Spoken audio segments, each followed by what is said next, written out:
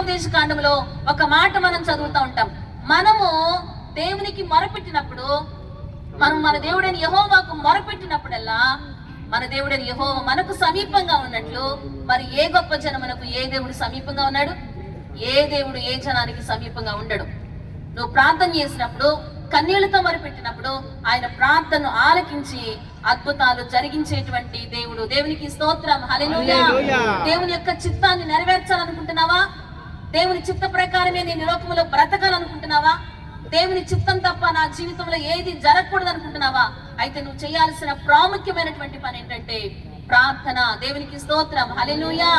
యోనా నినివే పట్టణం నాశనం అయిపోతుందని దేవుడు చెప్పి ఆ నినివే పట్టణానికి వెళ్ళి ప్రకటన చెయ్య అంటే యోనా నినివే పట్టణానికి వెళ్లకుండా తర్షీసు పట్టణానికి వెళ్ళాడు. అయితే దేవుని యొక్క చిత్తం ఏ రీతిగా నెరవేరిందో మనందరికీ తెలుసు.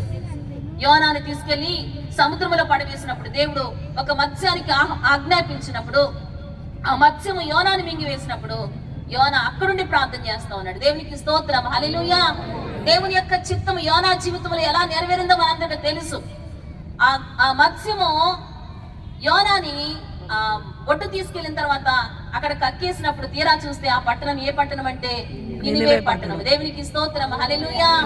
ఆ రీతిగా యోనాను మరలా దేవుని చిత్తంలోనికి నడిపించగలిగింది ఏంటంటే ప్రార్థన. దేవునికి స్తోత్రం, హల్లెలూయా. ఒకవేళ దేవుని మార్గాల నుండి తొలగిపోయి దేవుని ప్రేమించకుండా ఈ లోకాన్ని ప్రేమిస్తూ లోకాశల చేత, లోక ఇష్టం చేత భయంకరమైనటువంటి పరిస్థితుల్లో ఒకవేళ తిరుగుతా ఉంటే మరలా దేవుని చిత్తంలోనికి ఎలాగ రాగలమో తెలుసా?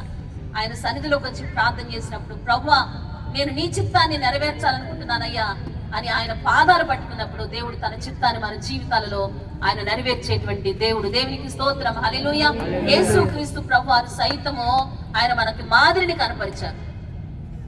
దేవుని కుమారుడిగా ఉండి ప్రార్థన యొక్క బలాన్ని మనకు తెలియజేయడానికి ఆయన ఏ రీతిగా ప్రార్థన చేసాడో మనందరికీ బాగా తెలుసు. దేవునికి స్తోత్రం, హల్లెలూయా. యేసుక్రీస్తు ప్రభువాని గురించి సువార్తలో మనం చదువుతా ఉంటాం. ఆయన తన వాడుక చొప్పున వలివల కొండకు వెళ్లి ప్రార్థన చేసినట్లుగా మనం చదువుతా ఉంటాం. అంతకంటే ప్రాముఖ్యంగా అపోస్తలుడైన పౌలు ఒకే ఒక్క మాటలో చెప్తారు. యేసుక్రీస్తు ప్రభువారి యొక్క ప్రార్థన జీవితాన్ని అపోస్తలుడైన పౌలు హెబ్రీయులకు రాసిన పత్రిక 5వ అధ్యాయం 7వ వచనంలో ఏమని చెప్తారంటే, ఆయన శరీరధారిగా ఉన్న దినముల